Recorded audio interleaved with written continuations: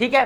सबसे पहले इंपॉर्टेंस ये है कि आपके जो डिबेट स्किल्स है वो आपकी क्या करती है, एनालिटिकल जो एबिलिटी है वो क्रिएट करती है। अब एनालिटिकल एबिलिटी के बेसिकली 5 स्टेप्स है। क्या है आपके 5 स्टेप्स है। 5 स्टेप्स कौन कौन से? सबसे पहले आप क्या करते हैं, टॉपिक को अंडरस्टैंड करते हैं। क्या करते हैं आप? टॉपिक को अंडरस्टैंड करते हैं। सेकंड आप क्या करते हैं, उसको ब्रेक डाउन करते हैं। क्या करते हैं, टॉपिक को ब्रेक डाउन करते हैं। फिर उसको थर्ड नंबर पे आप क्या करते हैं, थर्ड नंबर पे आपको इंटरप्रेट करते हैं उसको। उसके बाद आप फोर्थ नंबर पे क्या करते हैं, एवेलुएट करते हैं उसको। एवेलुएट करने का बाद फिफ्थ नंबर पे आप क्या करते हैं, डिसीजन मेकिंग करते हैं। क्या करते हैं आप? बेसिकली डिसीजन मेकिंग करते हैं। ठीक है। आपका जो क्वेश्चन है, ये 5 स्टेप्स जो है वो बहुत ज्यादा इंपॉर्टेंट है और ये किसको शो करवाते हैं, बेसिकली ये हमारे एनालिटिकल अप्रोच जो है, ये 5 चीजें हैं। ठीक है।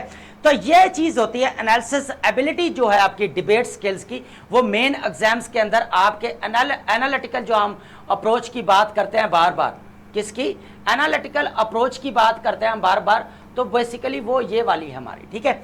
उसके बाद हम करते हैं कि सेकंड नंबर पे आपका क्या था, डिबेट स्किल्स का क्या फायदा होता है कि आपका क्लैरिटी ऑफ थॉट्स होता है। क्या क्या क्लैरिटी ऑफ थॉट्स, जो आपका एनालिसिस है होता है। देखें मेन एग्जामिनर या चेकर की क्या रिक्वायरमेंट है, उसको जो हमारे थॉट्स जो है वो आइडियाज जो हैं, बेसिकली क्या है हमारे थॉट्स, आइडियाज।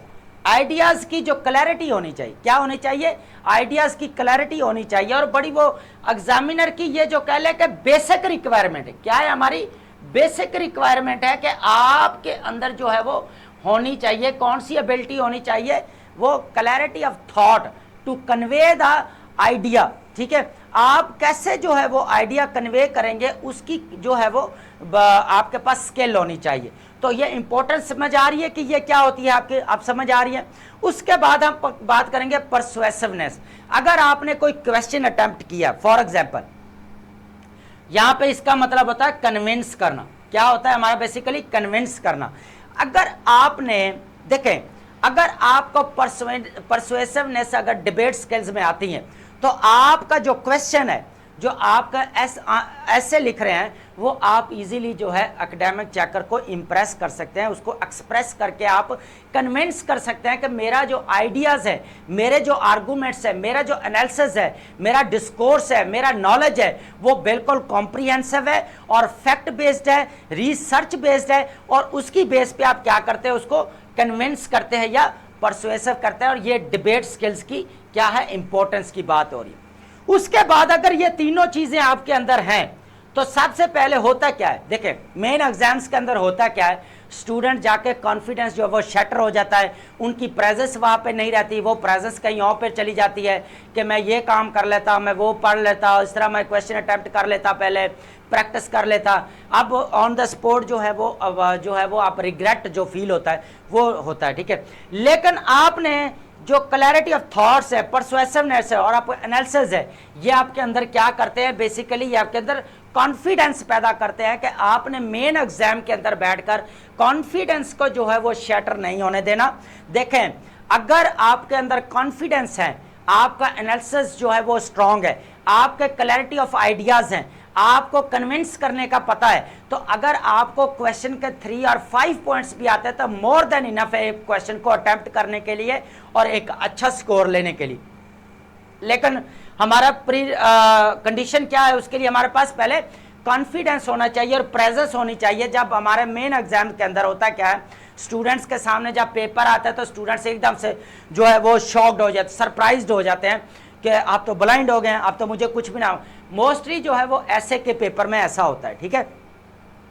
होता क्या कि एकदम से स्टूडेंट जो है वो एकदम से जो है स्ट्रेस लेना शुरू कर देते हैं। होता क्या है कि वहाँ पे जो आपकी जो एनालिटिकल अप्रोच है, जो आपका क्लैरिटी ऑफ आइडियाज़ है, जो कन्विंसिव स्किल्स हैं, ये डिबेट स्किल्स हैं, वो क्या हो जाती है, आपकी वीक हो जाती हैं। अगर आपने वहाँ पे बैठकर अगर आपने स्ट्रेस लेना, तो आपका प्रेजेंस जो है वहाँ पे होनी बहुत ज़्यादा ज़रूरी है। कॉन्फिडेंस और प्रेजेंस, ये दोनों मेन एग्जाम्स और क्वेश्चन अटेम्प्ट करने के लिए, या ऐसे का पेपर या कोई भी व्हाटएवर जो भी पेपर है, आईआर का पेपर है, आई लॉ का पेपर है आपके पास, उसके बाद आपका पोल साइंस का, एथिक्स का है, सीए का पेपर है, पीए का, व्हाटएवर जो भी पेपर है, लेकिन आपका कॉन्फिडेंस जो है वो शटर नहीं होना चाहिए। प्रेजेंस जो है मेन एग्जाम के अंदर कभी भी बैठ के ये नहीं सोचना चाहिए ओ अब तो मैं ब्लाइंड हो गया, अब तो मुझे कुछ भी नहीं आता। ऐसे बिल्कुल शॉक्ड नहीं होना, बिल्कुल रिलैक्स होना है। अपने आप को जो है वो कह लें कि एक कंफर्ट जो जोन जो आप पीछे लेके बैठे हुए हैं उसको आपने क्या करना है, एकदम से ड्रिल करना है। ड्रिल करने के बाद आपने क्या करना है, बिल्कुल अपने अंदर एक कामनेस लेके आनी है और आपने जो है आपका जो थिंकिंग प्रोसेस है, जो सोचने का वो स्टार्ट हो जाता है।